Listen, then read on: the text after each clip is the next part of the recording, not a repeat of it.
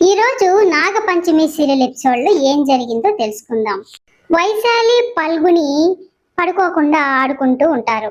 పంచమి అయితే పడుకోండమ్మా లేట్ అవుతుందని చెప్తూ ఉంటే వాళ్ళు మాత్రం నాన్న వచ్చేదాకా మేము పడుకోమని అల్లరి చేస్తూనే ఉంటారు. వైదేహి పంచమి దగ్గరికి వచ్చి, పంచమి నువ్వు పిల్లల విషయంలో చాలా భయపడుతున్నావని ఆందోళన పడుతున్నావని నాకు అర్థమవుతుంది. పిల్లల్ని తీసుకుని ఒకసారి కిందకి వచ్చావంటే నేను దిష్టి తీస్తాను. నువ్వు పిల్లల్ని తీసుకుని వచ్చి నేను అంత లోపల దిష్టికి రెడీ చేసుకుంటానని చెప్పడంతో పంచమి పిల్లల్ని తీసుకొని కిందకి వస్తుంది. వైదేహి కుంపట్లో నిప్పులతో పాటు మిరపకాయ ఉప్పు తీసుకొచ్చి దిష్టికి రెడీగా పెట్టుకుని ఉంటుంది. పిల్లలు రాగానే వాళ్ళకి దిష్టి తీసి ఆ మిరపకాయలను ఆ నిప్పుల్లో వేయడంతో ఇల్లంతా పొగ కమ్ముకొని పోయి పిల్లలైతే ఊపిరి ఆడక దగ్గుతూ ఉంటారు. అంతలో జ్వాల కిందకి వచ్చి వాళ్ళని చూసి, అత్తయ్య గాని ఇప్పుడు నన్ను చూశారంటే గణాన్ని కూడా తీసుకురమ్మని చెప్తుందనేసి గబగబా తన రూమ్ లోకి వెళ్ళి తలుపేసుకునేస్తూ ఉంటుంది.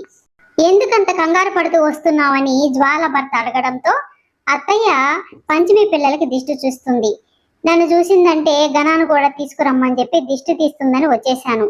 ఆ ఘాటుకి మన గణ తట్టుకోలేడని చెప్తుంది. దిష్టి తీస్తే మంచిదే కదా, మా అమ్మకు అలాంటి విషయాలు బాగా తెలుసు అని వరుణ్ చెప్తూ ఉంటే, మీకేం తెలీదు, మీరు ఊరుకోండి, ఆ పాతకాలపు చేష్టలు ఆ పాతకాలపు పద్ధతులు అంటే నాకు నచ్చవు అని జ్వాల చెప్తుంది.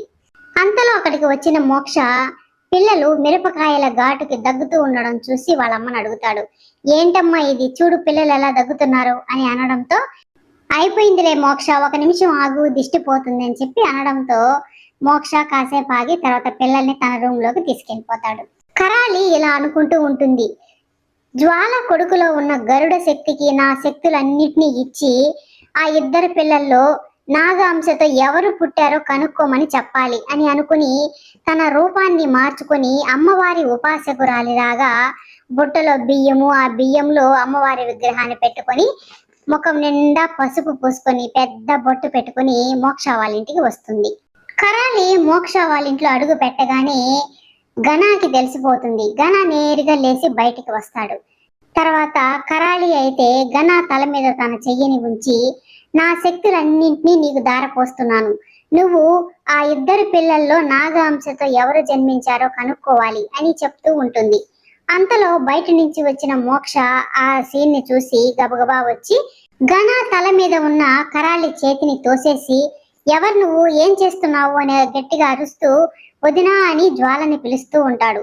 నేను అమ్మవారి ఉపాసకురాలిని, నేను దీవిస్తే పిల్లలకు మంచి జరుగుతుంది అని కరాలి చెప్తూ ఉంటుంది.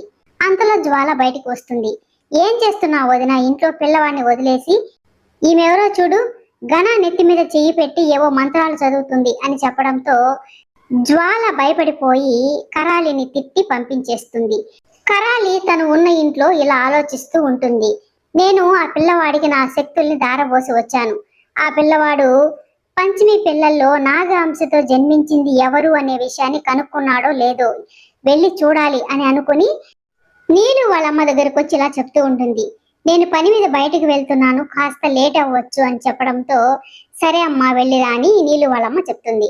కరాలి వెళ్ళిపోయిన తర్వాత నీలు వాళ్ళమ్మ తన భర్తతో ఇలా అంటూ ఉంటుంది, ఈ అమ్మాయిని చూస్తుంటే నాకేదో అనుమానంగా ఉంది, ఎప్పుడు పూజలు చేస్తూనే ఉంటుంది, అర్ధరాత్రిలో చూస్తే కూడా పూజలు చేస్తూ ఉంటుంది, ఈ అమ్మాయి చేసే పూజల వల్ల మనకేమైనా నష్టం కలుగుతుందేమోనయ్యా అని చెప్పడంతో, అతనైతే ఆ అమ్మాయి పూజలు చేస్తే మనకేంటి, మనకేం నష్టం జరగడం లేదు కదా, అయినా ఆ అమ్మాయి పూజలు చేసి శక్తులు సంపాదించుకుంటే మన అమ్మాయికి కళ్ళు బాగా చేయమని అడగదాంలే అని చెప్తాడు. కరాలి మళ్ళీ మోక్ష వాళ్ళ ఇంటికి వెళ్తుంది. మోక్ష వాళ్ళ ఇంట్లో మోక్ష తన భార్య పిల్లలతో దాగుడు మూతలాట ఆడుతూ ఉంటారు. కరాలి అయితే వాళ్ళ అన్న తనకి ఇచ్చిన సంజీవిని వేరుని ఆ ఇంట్లో వేసి, పంచమి పిల్లల్లో ఎవరైతే నాగాంశతో జన్మించారో వాళ్ళు ఈ వేరు చేత ఆకర్షింపబడి నా దగ్గరికి వస్తారు అని అనుకుని ఆ వేరుని ఆ ఇంట్లో వేస్తుంది. పిల్లలు ఆడుకుంటూ ఉంటే వైశాలి నేరుగా ఆ వేరు దగ్గరకు వచ్చి ఆ వేరు చేత ఆకర్షింపబడి అలాగే నిలబడిపోయి చూస్తూ ఉంటుంది. మోక్ష పంచమీలైతే భయపడిపోయి ఏం జరిగిందో అర్థం కాక ఎందుకు అలా ఉలుకు పలుకు లేకుండా నిలబడి చూస్తుందా అని వాళ్ళు కంగారు పడుతూ, ఏమైంది వైశాలి అని అడుగుతూ ఉంటారు ఇద్దరు కంగారుగా.